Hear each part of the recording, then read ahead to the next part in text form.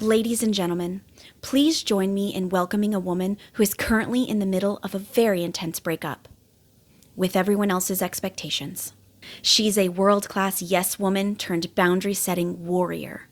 Here to explain why no is actually the most beautiful word in the dictionary.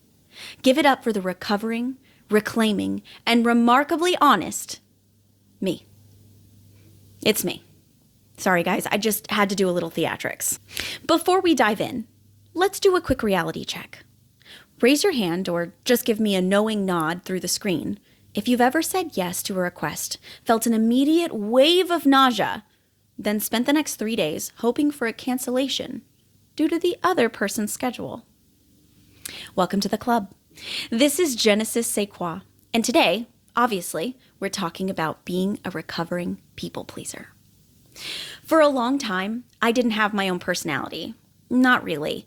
I had a subscription to everyone else's needs. I was a human Swiss Army knife, useful to everyone else, but eventually the screwdriver snapped, the scissors got dull, and I was just a jagged piece of metal scared to take up space in someone's pocket. I thought being available equaled valuable. But what I was actually doing was erasing myself. Now let's clear one thing up. Being helpful is a beautiful thing. Kindness is a superpower. When we can, we should show up, fight for others, and help.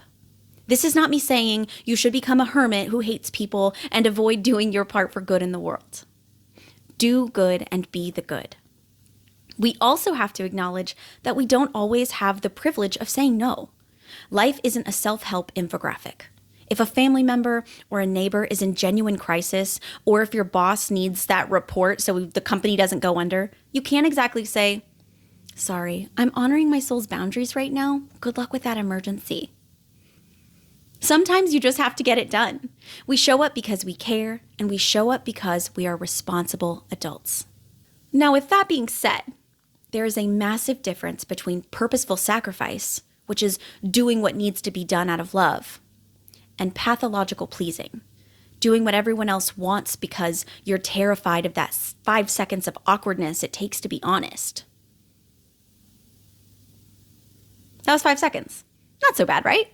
Now, my people pleasing didn't just show up in favors. It showed up in my total inability to realize that I'm a human being with physical limits. It's wild because I did not expect this behavior from anyone else in return. In fact, the idea of asking for help gave me hives. So I would take on more and silently drown. A few years ago, I hit my yes capacity. I was so busy trying to be everyone's favorite person that I just looked up at my life one day and realized I didn't even have time to schedule a breath. I just needed a break, but the idea of letting anyone down haunted me. This season of my life was a great way to survive and not think about how deep my depression was. Because again, there's no time for tears when you're booked to the ceiling, am I right? But there was also no time for healing. I know I'm not alone in this. For many years, I continued to put my value in saying yes to others. It's so hard to admit, but I was so sacrifice-obsessed that I was willing to literally sacrifice my own health just to avoid the perceived disappointment of those around me. Now, outside of my own childhood trauma, which, left unhealed for so long, played a huge role in this, there's also a biological reason we do this. It's called the fawn response. Most of us know fight or flight. But fawning is when your brain decides that the safest way to exist is to be useful and agreeable as possible. When you please someone, your brain gets a hit of dopamine. Okay, that on its own, no problem. However, making it a fear response habit also keeps your cortisol, that stress hormone, through the roof. So you're in a constant state of momentary highs and stressful, constant lows. When you live like this, you aren't just busy. You're mentally and physically exhausted. Your body starts keeping score, leading to those mystery headaches and that deep, bone-weary fatigue. You know the one. We've all heard that cliche, you can't pour from an empty cup. Honestly, I use this phrase all the time. But let's look at the truth. When we think our cup is empty and we keep trying to pour, something does come out. Resentment, bitterness, and exhaustion. If I'm helping you because I'm terrified you'll be mad if I don't, I'm not actually giving you me. That isn't kindness. It's a transaction. Being true to yourself means recognizing that your energy is a finite resource. The turning point is when your yes starts to actually mean something. Obviously, I still say yes when I have to sometimes.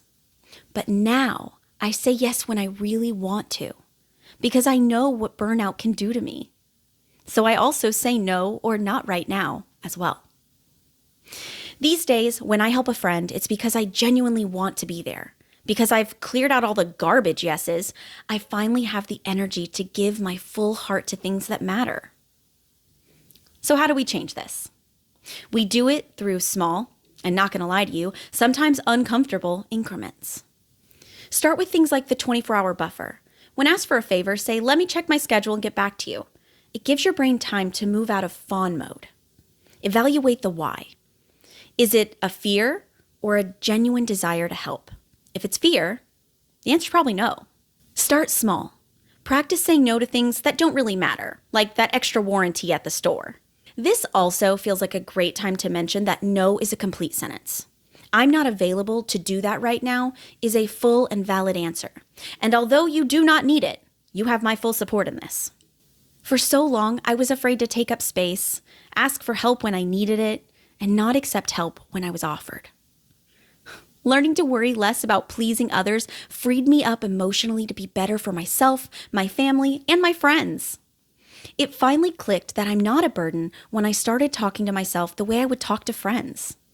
When I started saying no and the world didn't collapse around me, I felt free.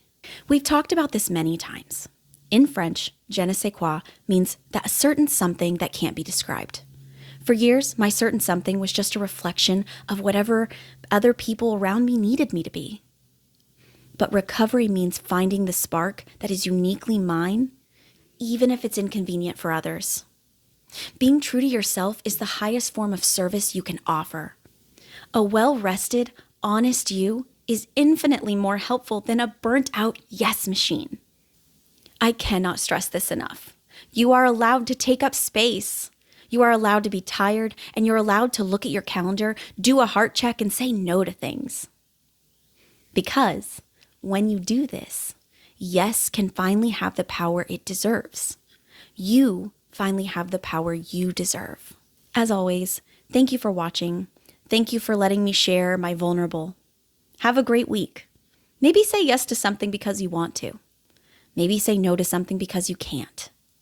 Either way, it's okay. See you next time.